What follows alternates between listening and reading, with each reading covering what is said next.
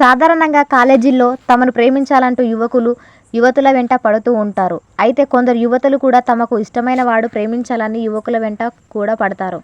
అందులో కొందరు ప్రేమను దాటి స్వార్థంగా ఆలోచించి తమకు మాత్రమే దక్కాలి అంటూ పిచ్చి పిచ్చిగా ప్రవర్తిస్తూ ఉంటారు.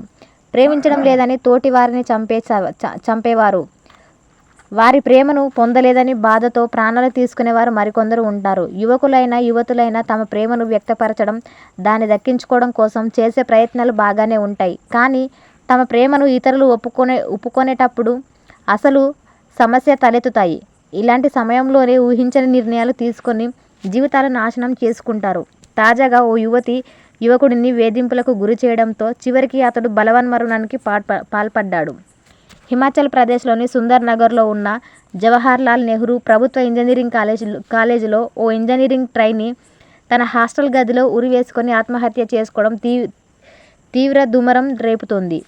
తన తోటి విద్యార్థిని ఒకరు తనను శారీరక సంబంధం పెట్టుకోవాలని బలవంతం చేసిందని, ఆమెపై వేధించిందని సూసైడ్ నోటు ఆ యువకుడు పేర్కొన్నాడు.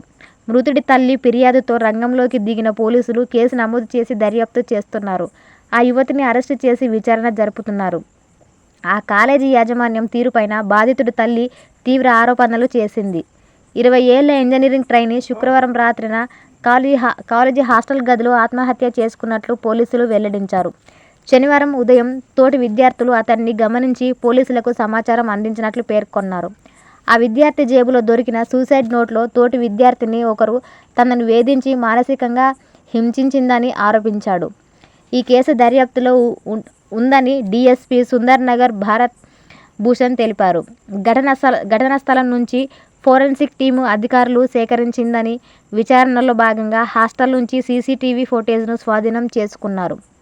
మృతుడి తల్లి పోలీసులకు ఇచ్చిన ఫిర్యాదులో ఆ యువతి తన కొడుకును బ్లాక్మెయిల్ చేసి